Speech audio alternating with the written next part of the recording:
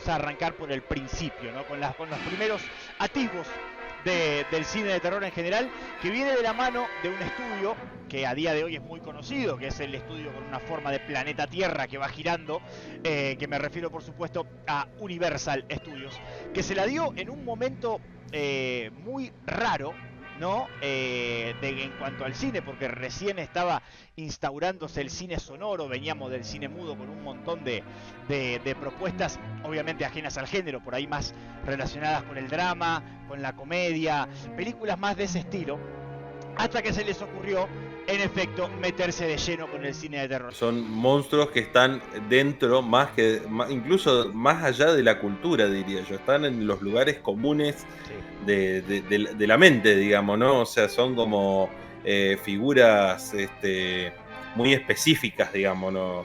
Totalmente de acuerdo. O sea, por ejemplo, el monstruo de Frankenstein, por ejemplo, y Drácula, yo tomé, antes de ver las películas, incluso están muy difundidos en la literatura. Totalmente. Digamos, Totalmente. O sea, tenés todos los cuentos, algunos muy detallados, hay novelas, como es, digamos que a lo mejor no es el monstruo per se, pero la base está tal cual. Los monstruos más icónicos del cine tuvieron esta preponderancia en la historia porque arrancaron, por así decirlo, con la premisa de ser clásicos de la literatura. Exacto. Es decir, clásicos probados que solamente tuviste que adaptarlos. Es como que tenías un guión recontra aprobado y solamente le tuviste que poner la parte de la realización. Entonces vos te vas con Drácula de Bram Stoker, que en su momento, bueno, no pudo ser Drácula porque no tenían los derechos. Ahí está. Por eso se llamó Nosferatu, la primera. Bueno, totalmente. Lo pudieron conseguir, creo que en 1918, 1930, creo. No. Me preguntaba de dónde había salido ese nombre, Nosferatu.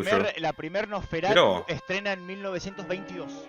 Claro, los derechos de Drácula te dice. El derecho, digo. Esos llegan a Universal en el 30, claro. Ahí está, en el 30. Y por eso, bueno, de hecho hay una película que se llama La sombra del vampiro, que está William Dafoe, que hace justamente, es como un making of. Está buena la propuesta. Es una peli, para el que no la vio, es una peli de terror, pero no. Claro. Hacen como el making of de Nosferatu, que fue esa película hecha en 1922. Pero bueno, como te digo, para cerrar, corrían con el caballo del comisario de partir de novelas clásicas y el éxito estaba asegurado. Más difícil es aquellos tipos de personajes de terror que surgieron netamente del cine. Claro. Ya nos podemos ir un poco más acá. El hombre invisible, no sé. Sí. Jason. De una. Clásicos que surgieron dentro de lo que es la propuesta cinematográfica per se, digamos. Mati, usted, ¿cómo? Particularmente, como bien están marcando todos, la mayoría de estos monstruos clásicos vienen puntualmente de la literatura. Pero también el hecho, no solo de correr con el diario del lunes, sino que además de estar basado en novelas exitosas, por lo menos los primeros largometrajes también se basaron en otro tipo de espectáculos. Mucha obra de teatro, mucho Broadway, espectáculos también consagrados, y ha llegado a tal punto de incluso recastear a los personajes con los mismos actores que le daban vida en el teatro. Ahí tenés el caso de Drácula, por ejemplo. Justamente ahí, como para arrancar, ¿no? Como voy a hacer un poquito de contexto, voy a sacar la chapa un ratito, como para introducir todo esto, ¿no? Porque, como bien dice Ciro, por ejemplo, la primer Nosferatu, el primer Dr. Jekyll y Mr. Hyde, que son propuestas dentro de lo que es el cine mudo, son por fuera de Estados Unidos y fueron producciones que se hicieron muy a nivel local. Por ejemplo, el tipo Murnau, que fue el director de Nosferatu, hizo la película con, ni siquiera un estudio per se, ¿no? La filmó él con 2 mangos y nunca se planteó el hecho de salir de Alemania, más allá de que después, con el diario del lunes, todo el éxito que hubo, se la redescubrió posteriormente, ¿no?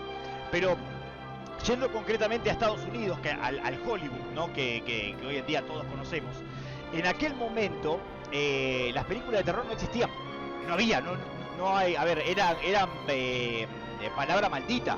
justamente porque la sociedad estadounidense, que ya por sí es muy diferente a la sociedad que tenemos hoy en día, a la sociedad consumista de cine me refiero, de hoy en día, estaba muy acostumbrada a ver, como digo, dramas, a ver comedias, a ver cuestiones más familiares, películas románticas, etcétera, etcétera, etcétera. Y desde la Universal, desde la empresa multimillonaria que hoy en día es Universal, pero en aquel momento no sé si lo era tanto, empezaron a, digamos, primero asciende a CEO de la empresa un tipo que tranquilamente hoy, contando como si fuera la Marvel, podría ser el Kevin Feige de aquellos años, ¿no? Que era Carl Laemmle Jr., que era el hijo del dueño, del jefazo de aquel momento de Universal, que era Carl Laemmle. Y él quería justamente como romper un poco con todo lo establecido hasta el momento y tenía ganas de hacer una película de terror, punto. O sea, él quería como traer algo nuevo, algo fresco, algo diferente que impacte en la audiencia de otra manera. Obviamente que el padre, toda la propuesta administrativa, toda la junta directiva de la empresa, le cerraron la puerta en la cara y le dijeron ni de puta casualidad, porque no, esto no vende, esto nos hace generar pérdida, bla, bla, bla, bla, bla. Entonces... Perdón, Sí, dale. Un paréntesis para adherir a lo que dice Juani. Por favor. Recordemos también, entendamos el contexto cultural. En esa época, muchas cosas se veían como blasfemias. La sociedad no estaba culturalmente adaptada a proyectar cosas de terror que atentaran contra las costumbres. No existían los géneros que existen hoy, lo sobrenatural. Bueno, no me quiero adelantar, pero El Exorcista ha generado en la gente reacciones a nivel protestas con la iglesia, como que era una falta de respeto a las instituciones. Era otro contexto. Por eso es que no vendía el terror. En ese momento era un terreno inhóspito y ni siquiera tenían ganas de experimentar. Exacto, por eso cuando se da todo esto, toda la negativa de este pobre pibe que quería hacer esto y no lo dejaron, empezó a buscar cómo sortear ese obstáculo, ¿no? De qué manera pasar la barrera del padre y demostrarle que esto podía llegar a ser un éxito. Y ahí va lo que planteaba Ciro, que la mayoría de las primeras adaptaciones son adaptaciones literarias, no adaptaciones de libros. ¿Por qué? Porque los libros ya eran un éxito, ¿se entiende? Los libros sí vendían bien y los libros ya eran considerados best sellers en aquel momento. Entonces dijeron, bueno, ¿por qué no traer a la pantalla grande algo que en otro formato ya vendió? Tranquilamente podría ser un éxito. O sea, a ver, tendríamos que tratar de experimentar un poco, porque si no estamos siempre en una zona de confort que no nos sirve para nada. Entonces, claro, a regañadientes le dijeron, bueno, dale, comprale a Bram Stoker los derechos de Drácula, vamos a hacer una adaptación de Drácula, ¿no? De esta obra maestra que tengo acá. Y el tema es que el tipo, ambicioso como era el pibe este, dijo, dale, vamos a hacerlo. Si esto fracasa, yo me callo la boca, te dejo dirigir la empresa, no hago más nada. Ahora, si esto tiene éxito, y esto es muy loco, ¿no? Yo te propongo una serie de adaptaciones literarias, una serie de adaptaciones de libros con personajes de terror, pero que no sean como individuales, por así decirlo, sino que de alguna u otra forma se vayan conectando entre sí. Lo que hoy conocemos como universo cinematográfico, a ver las cosas como son, pero en el año 1930. O sea, el primer universo cinematográfico un de visionario, realmente un o sea, visionario. vos imaginate realmente la explotada de cabeza de los dinosaurios de aquella época de Universal, que no, ¿me entendés? Le tenían miedo a hacer una película y el tipo ya antes de hacer la primera quería hacer una franquicia entera. Se entiende, una locura, o sea, realmente era impensable. El tema es que adhiero a lo que dice Mati también, porque en aquel momento Drácula estaba triunfando bastante con una obra de teatro de que se estaba haciendo en Broadway y demás, pero que claro, estaba teniendo un éxito bárbaro porque estaba como suavizada, ¿no? No había prácticamente escenas violentas, no había nada que produzca miedo en realidad. Hablame del contexto que decía Ciro. Exacto, justamente. A ver, entonces el padre del tipo este le dijo, che, mirá, bárbaro, yo te dejo hacer la película de Drácula, pero adaptame esto. O sea, adaptame la obra de teatro, no el libro. Porque el libro y es una realidad, incluso vos lo lees en 2024 y tiene secuencias que son horripilantes, las cosas como son, pero esa obra de teatro era mucho más family friendly, era mucho más para todo público. Y estaba interpretada, el protagonista que hacía de Drácula en el teatro era un tal Bela Lugosi. No, por si a alguno le suena el nombre, no sé si lo conocerán. Pero bueno, la cuestión es que decidieron llevar adelante la adaptación de Drácula en la obra de teatro. ¿Qué pasa? Que al momento de buscar un actor, el tipo Bela Lugosi, dijo: yo quiero ser Drácula, yo ya tengo el papel afianzado por el teatro, me gustaría interpretarlo en el cine. Y acá hay una cuestión también técnica, antes de seguir con la historia. Que si uno ve estas películas, ve Drácula, ve Frankenstein, ve La Momia, El Hombre Invisible, etc., vas a ver que no es tan distinto de lo que era el teatro en aquel momento. Se podría decir como, a ver, teatro filmado, las cosas como son. No había tantos movimientos de cámara, no había tanta edición, no había tantos cortes. O sea, vos tenés... Sí. Recordemos, como vos bien vos dijiste y dijo Ciro, de nuevo, también en el apartado técnico era muy complicado. El tema de que no había corte era porque era muy complicado andar cortando la cinta de 8 claro, milímetros, digamos. Claro. Y las de aquella época, particularmente, había dos problemas gravísimos. Eran muy frágiles, o sea, era muy fácil pasarse de largo y hacer la bosta a la cinta. Y después el otro drama que había era que cuando vos hacías las uniones, la máquina, vos la colocabas a la cinta, todo, la querías proyectar, había máquinas que se prendían fuego literal porque por ahí empezaban a engranar y hacían fricción y eran muy inflamables. Zarpado. O sea, de hecho, dato de color, en Francia en 1935, por aquella época, se incendió una gran videoteca que tenía múltiples documentales de antropológicos, de estudios antropológicos, y se perdió para siempre el material. Mirá vos, porque, digamos, porque no sé, que alguien encendió una vez una lámpara, decimos fue una pelotudez, alguien encendió una lámpara, hubo una chispa, y con esa chispita se prendió fuego todo, o sea, por encima, o sea, es como tirarle una chispa a la nafta. Es altamente inflamable.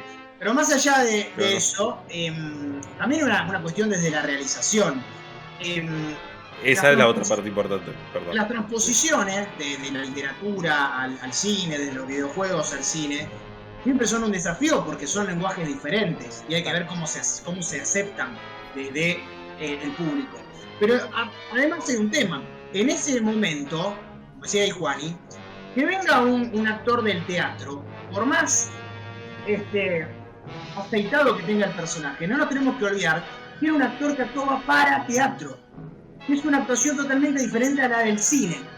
El desafío del actor de cine es actuar para sí mismo y que la cámara lo tome. El actor de teatro actúa para afuera, para que lo vea hasta el último. Entonces, podés tener actuaciones muy sobreactuadas, valga la redundancia, exageradas, justamente porque están acostumbrados a otra cosa. Bela Lugosi haya insistido con el tema del papel. También hay que recordar que la primera opción para Drácula era obvia y era Lon Chaney, sí, padre, sí, que ya lo habían tenido con El Fantasma de la Ópera y que tuvo que declinar la oferta por el diagnóstico de cáncer de garganta. Totalmente. Y ahí aparece Bela Lugosi. Sí, una cuestión, igual yo voy a adherir a lo que decía Ciro, de que era un actor más de teatro, porque a Bela Lugosi le costó un montón adaptarse después a la cámara. O sea, el tipo ni siquiera sabía hablar inglés, recordemos que Bela Lugosi era húngaro, y la adaptación de Drácula estaban de gira por todo el mundo, pasaron por América, era una adaptación que hablaban justamente, no sé exactamente qué idioma era el húngaro, pero él tenía un doblador, o sea, hacían la mímica y había un doblador arriba que hablaba en inglés, digamos. No, o sea, el tipo no sabía ni comunicarse con la gente de la película, básicamente. Era una locura. Dificilísimo. Si te lo ponés a pensar, era una locura.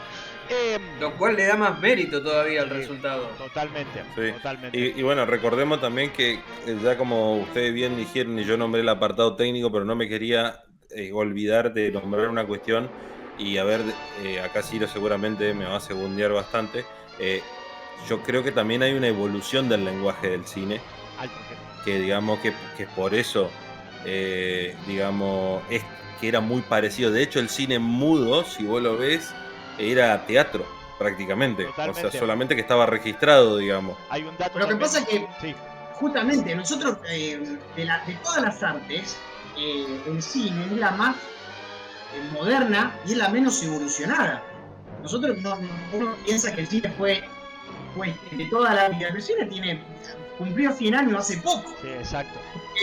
Entonces, Sí, no nos literal. tenemos que olvidar que no hace mucho, porque que vos me digas 1920, 1930, 1940, no hace mucho, un tal Kurayov descubrió los cortes por acercamiento. Total.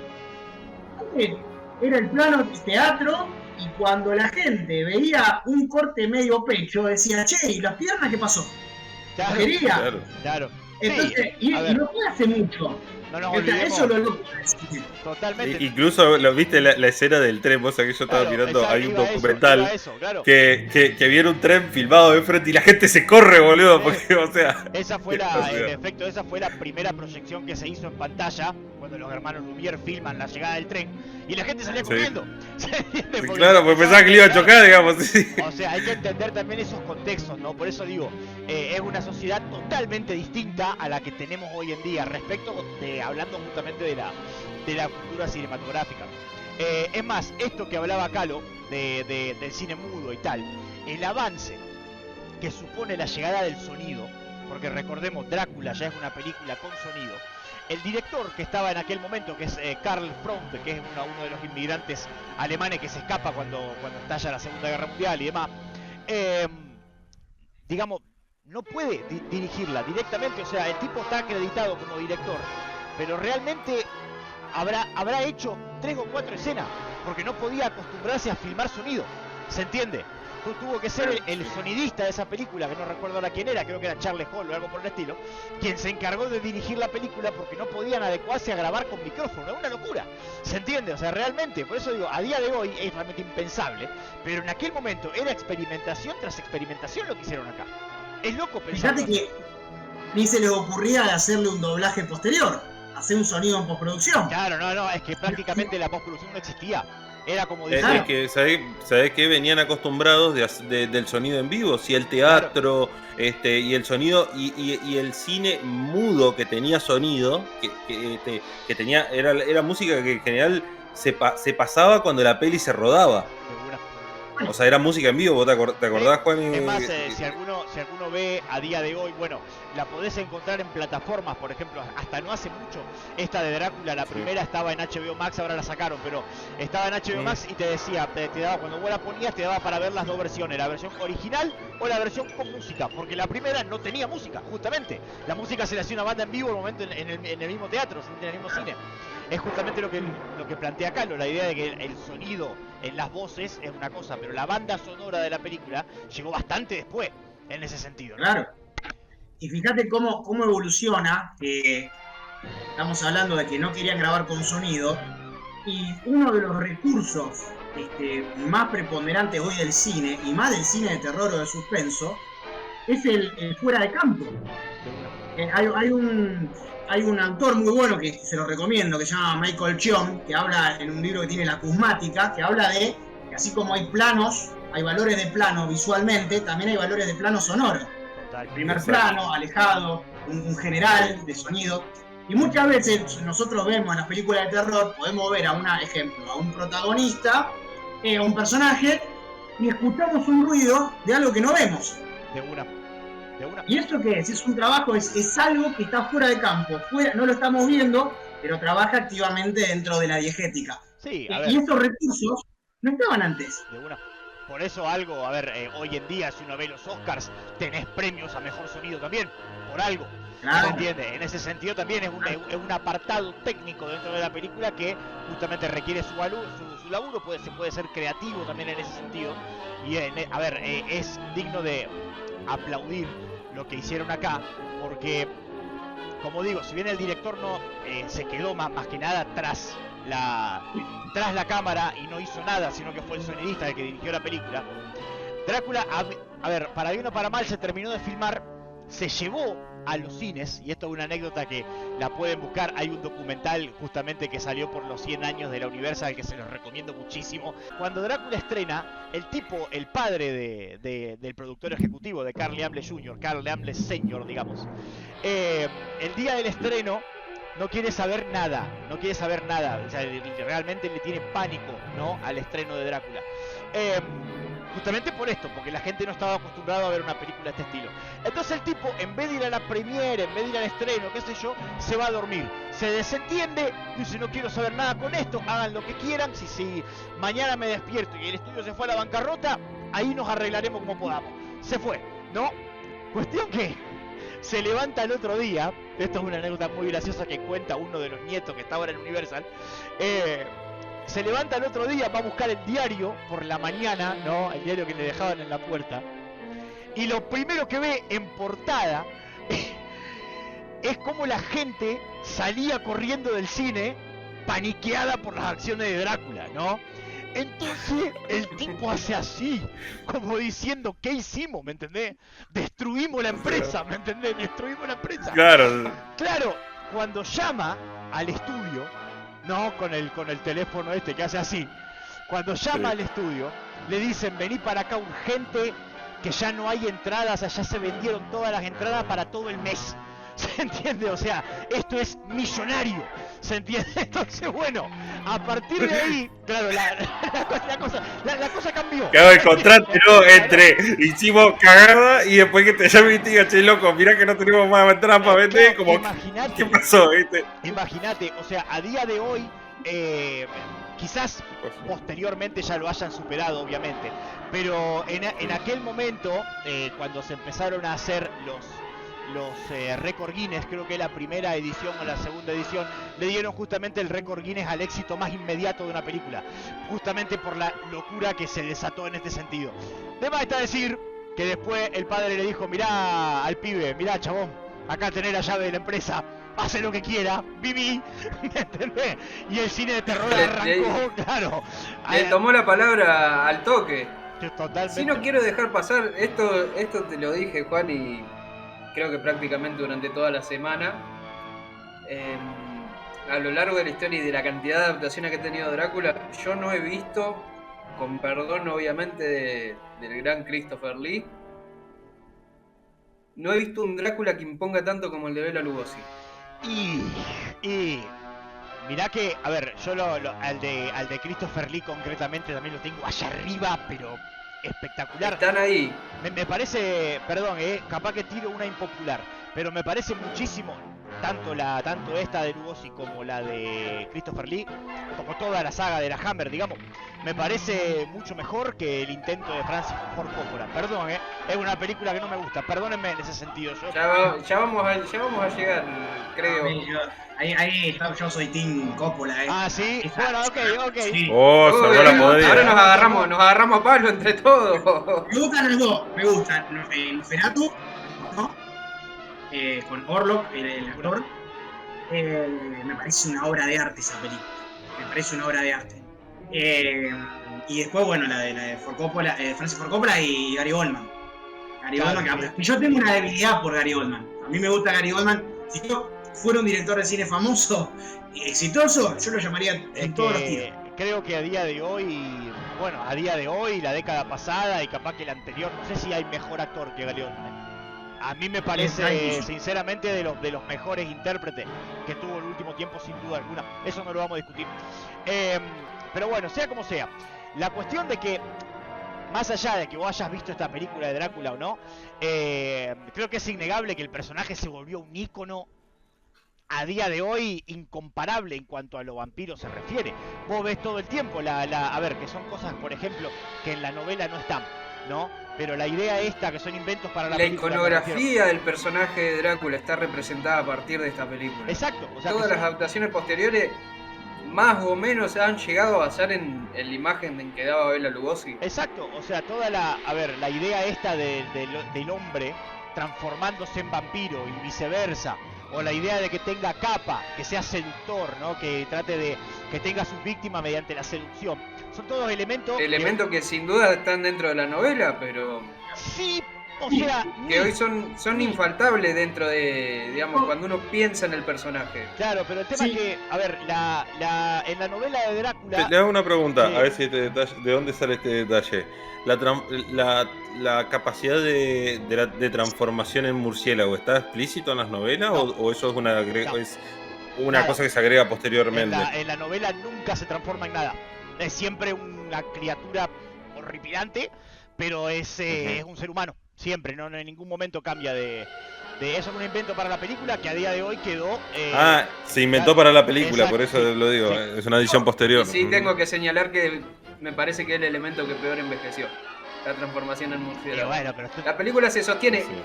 teniendo en cuenta el tiempo en el que y el ritmo que maneja, se puede ver. ¿sabes? Sí, pero Se ¿sabes por puede qué? ver todavía, O pero sea, la transformación en murciélago no. se puede ver, claro, pero vos tenés, a ver, si sacás el tema de ver al murciélago con el cable, que se le recontravé, obviamente, hay cuestiones técnicas de una película de hace casi 100 años, ¿qué querés? ¿no? Nada, ni Pero hablar. a lo que voy es que, a ver, todas estas películas, Se lo podemos perdonar.